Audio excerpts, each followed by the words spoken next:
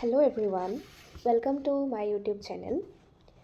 মোৰ YouTube channel current affairs আছামিজত আজি লৈ আহিছোঁ ভাৰতীয় সংবিধানৰ আঁৰৰ কাহিনী। আমি ভাৰতীয় সংবিধানৰ আঁৰৰ কাহিনী জানিবলৈ যাওঁতে আমি জানিব লাগিব সংবিধান কি, নহয়নে? সংবিধান হৈছে যিকোনো দেশৰ মৌলিক আইন, অৰ্থাৎ এখন দেশ পৰিচালনাৰ কাৰণে যিখিনি আইনৰ প্ৰয়োজন হয় বা নিয়ম নীতিৰ প্ৰয়োজন হয় সেই নিয়ম নীতিখিনি কোনে আমাক দিয়ে? সংবিধানে প্ৰদান কৰে। এতিয়া আমাৰ ভাৰতবৰ্ষৰ সংবিধানখন 1949 চনৰ 26 নৱেম্বৰ তাৰিখে গ্ৰহণ কৰা হৈছিলে আৰু 26 জানুৱাৰী 1950 চনত এইখন সম্পূৰ্ণৰূপে কাৰ্যকৰী কৰা হৈছিলে। এয়া ভাৰতৰ সংবিধানৰ এটা দৃশ্য। ভাৰতীয় সংবিধানখন ৰচনাৰ এক দীঘলীয়া ইতিহাস আছে, অৰ্থাৎ যিকোনো দেশৰ সংবিধান এখন এদিনতে গঢ় লৈ নুঠে।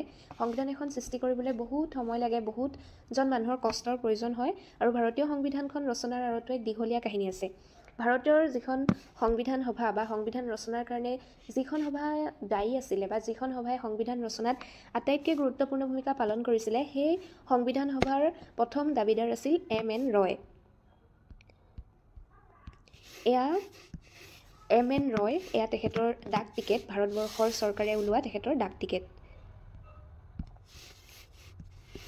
সংবিধানৰ যি আধাৰশিলা, সেই আধাৰশিলা ব্ৰিটিছ শাসনৰ সময়তে প্ৰকৃততে গঢ় লৈ উঠিছিলে। অৰ্থাৎ ভাৰতবৰ্ষৰ যি সংবিধান সেয়া আমি স্বাধীনতাৰ পিছতহে যদিও সৃষ্টি হ'ল, তথাপি আমি কেৱল স্বাধীনতাৰ পালতহে যে ভাৰতৰ সংবিধানখন গঢ় লৈ উঠিছে সেয়া ভাবিলে নহ'ব, কিয়নো ইয়াৰো পূৰ্ৱৱৰ্তী কালত সকলোৰে প্ৰচেষ্টাতহে সংবিধানখন গঢ় লৈ উঠিছিলে। অৰ্থাৎ ব্ৰিটিছসকল আহি ভাৰতবৰ্ষক যদিও তেওঁলোকৰ শাসন বহুত ক্ৰুৱেল আছিলে, অৰ্থাৎ তেওঁলোকে শোষণ কৰিছিলে শাসনৰ নামত, তথাপিও তেওঁলোকৰ কিছুমান আইন আছিলে, তেওঁলোকৰ কিছুমান নিয়ম নীতিয়ে ভাৰতবৰ্ষক এখন গণতন্ত্ৰৰ ফালে বা এখন সাংবিধানিক গণতন্ত্ৰৰ ফালে কিদৰে লৈ গৈছিল সেয়াই আজিৰ ভিডিঅ'টোৰ জৰিয়তে মই আপোনালোকক বুজাবলৈ চেষ্টা কৰিম। ভাৰতত যি British rule, it can be divided into two segments. অৰ্থাৎ ভাৰতবৰ্ষত যি ব্ৰিটিছসকলৰ শাসন আছিল তাক আমি দুটা ভাগত ভগাব পাৰোঁ। এটা হৈছে দ্য কোম্পেনী ৰুল, অৰ্থাৎ ব্ৰিটিছ ইষ্ট ইণ্ডিয়া কোম্পেনীয়ে ভাৰতক যি শাসন কৰিছিলে সেই সময়, আৰু দ্য ক্ৰাউন ৰুল, অৰ্থাৎ ব্ৰিটিছ ৰাজমুকুটে যি শাসন কৰিছিলে সেয়া সময়। এতিয়া প্ৰকৃততে প্ৰথমতে ব্ৰিটিছসকল এজ এ কোম্পেনী ভাৰতবৰ্ষলৈ আহিছিলে, অৰ্থাৎ the English East India Company বা ব্ৰিটিছ ইষ্ট ইণ্ডিয়া কোম্পেনী। তেওঁলোকে ভাৰতবৰ্ষলৈ আহিলে, they mainly came for spice business, হয়নে? অৰ্থাৎ তেওঁলোকে স্পাইচৰ অৰ্থাৎ মছলাৰ বেপাৰ কৰিবলৈ ভাৰতবৰ্ষলৈ আহিছিলে। আৰু এয়া চাওকচোন কিদৰে মছলা বেপাৰ কৰিবলৈ আহি তেওঁলোকে ভাৰতবৰ্ষখনকে লৈ ল'লে। ফাৰ্ষ্টে বিজনেছমেন হিচাপে আহিছিলে আৰু পিছত তেওঁলোক শাসক হিচাপে ৰ'ল। আৰু যাক আমি ইয়াৰ পৰা আঁতৰাবলৈ, ইয়াৰ পৰা তেওঁলোকক খেদিবলৈ আমি বহুত বছৰ তেওঁলোকৰ এগেইনষ্টত আমি আন্দোলন কৰিব লগা হৈছিলে, হয়নে? এতিয়া যিটো দ্য কোম্পেনী ৰুল, এই কোম্পেনী ৰুলৰ সময়ত অৰ্থাৎ যিখন ব্ৰিটেইনৰ চৰকাৰ বা ইংলেণ্ডৰ চৰকাৰ, সেই চৰকাৰখনৰ কোনো ইনভলভমেণ্ট নাছিলে, ইণ্ডিয়াৰ লগত কোনো সম্পৰ্ক নাছিলে ব্ৰিটিছ চৰকাৰৰ। অৰ্থাৎ 1773 চনৰ পৰা 1857 চনলৈ এই যিছোৱা সময়, এই সময়ছোৱাত ভাৰতবৰ্ষত যি ব্ৰিটিছৰ শাসন চলিছিলে সেই শাসন কোম্পেনীয়ে কৰিছিলে, অৰ্থাৎ ব্ৰিটিছ ইষ্ট ইণ্ডিয়া কোম্পেনীয়ে কৰিছিলে। আৰু সেই সময়ত ইংৰাজৰ যি চৰকাৰ, তেওঁলোকৰ চৰকাৰৰ লগত ভাৰতক শাসনৰ ক্ষেত্ৰত একো সম্পৰ্ক নাছিলে। আৰু ৰাজমুকুটৰ শাসন যি 1858 পৰা 1947 চনলৈ চলিছিলে, সেই সময়ছোৱাতহে কি হৈছিলে? ব্ৰিটিছ ৰাজমুকুটে শাসন কৰিছিলে। কেলেনো শাসন কৰিব লগা হ'ল? আপোনালোকে সকলোৱে শুনিছে, হয়নে? চিপাহী বিদ্ৰোহৰ কথা আপোনালোকে সকলোৱে শুনিছে। সেই যে চিপাহী বিদ্ৰোহ হৈছিলে, চিপাহী বিদ্ৰোহ হোৱাৰ পাছতে কি হ'ল? ব্ৰিটিছ ৰাজমুকুটে ইণ্ডিয়াক শাসন কৰিবলৈ ল'লে। ঠিক আছে, এতিয়া আমি নেক্সট শ্লাইডত যাওঁ।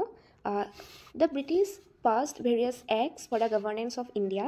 These acts had a lot of impact in the making of our constitution. অৰ্থাৎ ব্ৰিটিছসকলে ভাৰতবৰ্ষত যেতিয়া শাসন কৰি আছিলে, কোম্পেনীয়ে হওক বা ৰাজমুকুটেই হওক, তেওঁলোকে শাসন কৰোঁতে বহুত এক্ট অৰ্থাৎ ল বা আইন কিছুমান তেওঁলোকে আনিছিলে। সেই আইনখিনিয়ে প্ৰকৃততে ভাৰতবৰ্ষক এখন সংবিধান প্ৰদান কৰাত বা সেই আইনত থকা যিবিলাক নিয়ম আছিলে সেই নিয়মখিনিয়ে বা সেইখিনিয়ে ভাৰতক এখন সংবিধান সৃষ্টি কৰাত সহায় কৰিছিলে। এতিয়া আমি সেইখিনিনো কেনেকৈ হৈছিলে সেয়াই চাম। So' the first of its kind, অৰ্থাৎ important acts during the company rule, অৰ্থাৎ মই যে কৈছোঁ 1773 পৰা 1857লৈকে কোম্পেনী অৰ্থাৎ ব্ৰিটিছ ইষ্ট ইণ্ডিয়া কোম্পেনী শাসন কৰিছিল। সেই শাসনৰ সময়ছোৱাত কেইবাখনো ইম্পৰ্টেণ্ট এক্ট আহিছিলে। One is the Regulating Act, অৰ্থাৎ ৰেগুলেটিং এক্ট নামৰ এখন এক্ট আহিছিলে, ঠিক আছে। এই এক্টখনৰ মেইন প্ৰভিজনছবিলাকনো কি আছিল, অৰ্থাৎ আইনখনৰ বিধানসমূহ কি কি আছিল।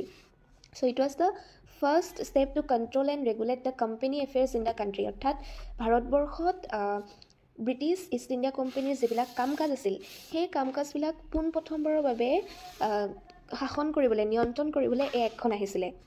It recognized the political and administrative functions of the company and laid the foundation of central administration in India, অৰ্থাৎ ভাৰতবৰ্ষত কি কৰিছিলে, কোম্পেনীৰ অৰ্থাৎ ব্ৰিটিছ ইষ্ট ইণ্ডিয়া কোম্পেনীৰ যে কিছুমান পলিটিকেল বা ৰাজনৈতিক আৰু কিছুমান প্ৰশাসনিক দায়িত্ব আছে বা কাম কাজ আছে সেয়া স্বীকাৰ কৰিছিলে আৰু কৈছিল যে ভাৰতবৰ্ষত এটা কেন্দ্ৰীয় শাসিত অৱস্থা হ'ব লাগে, অৰ্থাৎ চেণ্ট্ৰেলাইজ ছিষ্টেম অফ এডমিনিষ্ট্ৰেশ্যন হ'ব লাগে, অৰ্থাৎ য'ত চেণ্ট্ৰেলৰ হাতত অত্যাধিক পাৱাৰ থাকিব। অৰ্থাৎ সেই সময়ত ভাৰতবৰ্ষ এতিয়া যেনেকৈ ৰাজ্যবিলাক আছে ন, তেনেকৈ ৰাজ্য নাছিলে।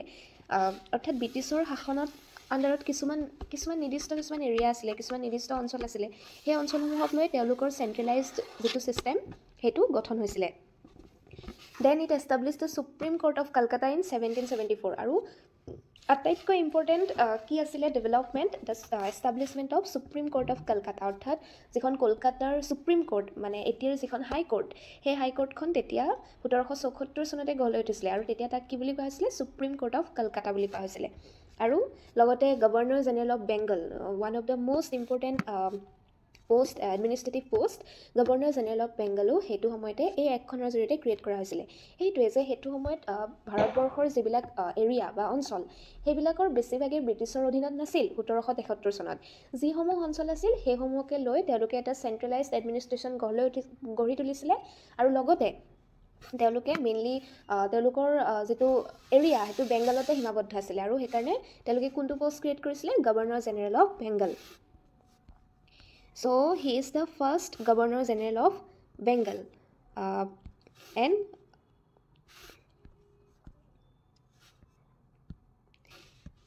Lord Warren Hastings, অৰ্থাৎ যিজন first governor General of Bengal তেওঁ কোন, তেওঁ হৈছে লৰ্ড ৱাৰেন হেষ্টিংছ। এইজন হৈছে লৰ্ড ৱাৰেন হেষ্টিংছ।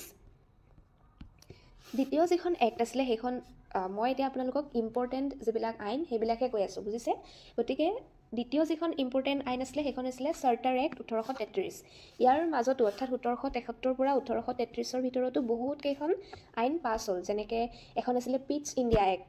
তো তেনেকৈ বহুতকেইখন আইনে পাছ হৈছিলে।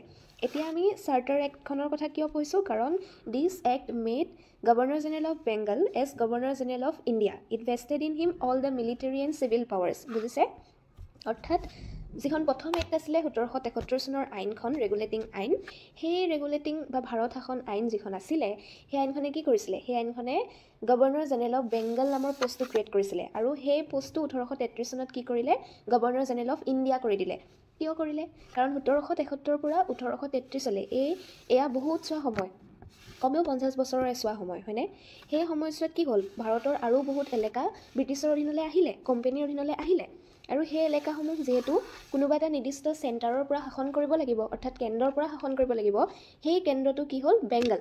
আৰু সেই বেংগলতে কোন হ'ল, গভৰ্ণৰ জেনেৰেল থাকিব আৰু সেই গভৰ্ণৰ জেনেৰেলজনক কি কৰিলে, গভৰ্ণৰ জেনেৰেল অফ ইণ্ডিয়া নাম দিলে। কিয় দিলে, কাৰণ এতিয়া কেৱল এটা অংশ ব্ৰিটিছৰ অধীনত নাই আৰু বহুত অঞ্চল ব্ৰিটিছৰ অধীনত আহিলে। আৰু দেন ইণ্ডিয়ানৰ কাৰণে এটা নতুন ডেভেলপমেণ্ট হ'ল, that is open competition for the selection of civil servant. ইয়াৰ আগলৈকে কি হৈছিলে, চিভিল ছাৰ্ভিচত অৰ্থাৎ অসামৰিক সেৱাত ভাৰতীয় মানুহক এক্সাম দিবলৈ দিয়া হোৱা নাছিলে। তেতিয়াৰ পৰাই যিটো অসামৰিক সেৱা বা এতিয়া যি UPSC APSC এক্সাম হয় আৰু তেতিয়াও এক্সাম হৈছিলে, কিন্তু সেই এক্সামত ইণ্ডিয়ানছবিলাকক পৰীক্ষা দিবলৈ দিয়া হোৱা নাছিলে। কিন্তু 1833 যিখন আইন, সেই আইনখনৰ সহায়তে প্ৰথমবাৰৰ বাবে কি কৰিলে, ইণ্ডিয়ানছসকলক অ'পেন কম্পিটিশ্যন কৰিবলৈ এক্সাম দিবলৈ সুবিধা দিয়া হ'ল। আৰু আমি যে কৈছোঁ first governor General of India পোষ্টটো ক্ৰিয়েট হ'ল, সেই পোষ্টটোৰ প্ৰথমজন মানুহ কোন আছিলে, লৰ্ড উইলিয়াম বেণ্টিক। তো আপোনালোকে as a homework Lord William বেণ্টিকনো কোনজন আছিলে সেয়া চাব, তেওঁৰ ফটোখন নিশ্চয়কৈ চাব। ইয়াৰ পাছত আহিলে চাৰ্টাৰ এক্ট 1853, হয়নে। নেক্সট যিখন এক্ট ইম্পৰ্টেণ্ট এক্ট সেইখন হ'ল চাৰ্টাৰ এক্ট। ইয়াতো আকৌ open competition for civil services introduced. আমি যিটো আগৰ শ্লাইডত পঢ়িছিলোঁ এইটোতো পঢ়িছিলোঁ যে open competition for civil servants দিয়া হৈছিলে, আৰু যিটো 1853 তাতো সেইটো কথা কোৱা হৈছে। Then legislative and executive functions of the Governor General's council separated. অৰ্থাৎ আমি গম পাইছিলোঁ 1833 এজন Governor General of India post দিয়া হৈছিলে এজনক। তো তেখেতৰ এখন কাউন্সিল আছিলে, অৰ্থাৎ সমিতি কিয় থাকে? যাতে সকলো ডিচিশ্যন মেকিঙত হেল্প কৰিব পাৰে। কাৰণ গভৰ্ণৰ জেনেৰেল এজনে কি কৰিব লাগে? গোটেই দেশৰ যিখিনি অংশ ব্ৰিটিছৰ অধীনত আছিল সেই গোটেই অংশখিনি তেওঁ চোৱা চিতা কৰিব লাগে, আৰু তেওঁ অকলে চোৱা চিতা কৰিব নোৱাৰে। তেওঁক চোৱা চিতা কৰিবলৈ, দিহা পৰামৰ্শ দিবলৈ এখন কি লাগিব? সমিতি লাগিব, য'ত কিছুমান মেম্বাৰ্ছ থাকিব।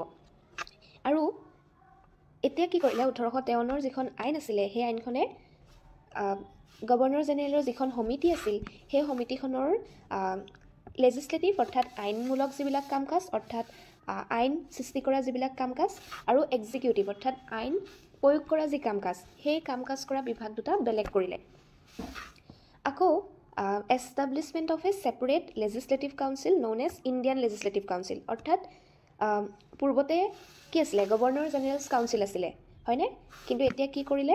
গভৰ্ণৰ জেনেৰেলছ কাউন্সিলৰ লগত ইণ্ডিয়ান লেজিছলেটিভ কাউন্সিল বুলি এটা নতুন কাউন্সিল গঠন কৰিলে, য'ত ইণ্ডিয়ানছবিলাকেও পাৰ্টিচিপেট কৰিব পাৰিব। অৰ্থাৎ 1853 চনৰ আগলৈকে ভাৰতীয় কোনো ব্যক্তি গভৰ্ণৰ জেনেৰেলৰ লেজিছলেটিভ কাউন্সিলত বা গভৰ্ণৰ জেনেৰেলৰ কাউন্সিলত কেতিয়াও অন্তৰ্ভুক্ত হোৱাই নাছিল। কিন্তু 1853 চনৰ আইনখনে কি কৰিলে? গভৰ্ণৰ জেনেৰেলৰ যিখন কাউন্সিল বা সমিতি, সেই সমিতিখনক দুটা ভাগত বিভক্ত কৰিলে। এটা ভাগে যিবিলাক লেজিছলেটিভ ফাংচনছ সেইখিনি চাব, এটা ভাগে এক্সিকিউটিভ ফাংচনছবিলাক চাব, আৰু যিটো লেজিছলেটিভ কাউন্সিল হ'ল, যিটো ভাগে লেজিছলেটিভ বা আইনমূলক কাম কাজবিলাক চাব, সেই কাউন্সিলটোত যাতে ইণ্ডিয়ানছেও পাৰ্টিচিপেট কৰিব পাৰে, ইণ্ডিয়ানছৰো ৰিপ্ৰেজেণ্টেশ্যন থাকে, সেই কথাটো নিৰ্দিষ্ট কৰিছিলে। অৰ্থাৎ এতিয়াৰ পৰা 1853 চনৰ পৰা গভৰ্ণৰ জেনেৰেলৰ লেজিছলেটিভ কাউন্সিলত ইণ্ডিয়ান মানুহো থাকিব পাৰিব। এতিয়া আমি কিছুমান ইম্পৰ্টেণ্ট কুৱেৰিজ দিছোঁ। চ' আপোনালোকে এই প্ৰশ্নকেইটা চাব, আৰু এই যিটো মোৰ ভিডিঅ' সেই ভিডিঅ'টো চোৱাৰ পাছত এই প্ৰশ্নকেইটাৰ উত্তৰ দিবলৈ আপোনালোকে চেষ্টা কৰিব। সেইকেইটা হৈছে: who was the first governor General of Bengal? Who was the first governor General of India? এই প্ৰশ্নকেইটা মই আপোনালোকক এইটো কাৰণে দিছোঁ যাতে আপোনালোকে খুব এটেণ্টিভলি মোৰ ভিডিঅ'টো চাই আৰু প্ৰশ্নখিনিৰ উত্তৰ দিব পাৰে, আৰু আপোনালোকে কিবা এটা শিকিব পাৰে। আৰু যদি মোৰ ভিডিঅ'টো ভাল পালে তেন্তে লাইক কৰিব, কমেণ্ট কৰিব, আৰু শ্বেয়াৰ কৰিবলৈ নাপাহৰিব, আৰু লগতে মোৰ ইউটিউব চেনেলটো ছাবস্ক্ৰাইব কৰিবলৈ নাপাহৰিব। ধন্যবাদ।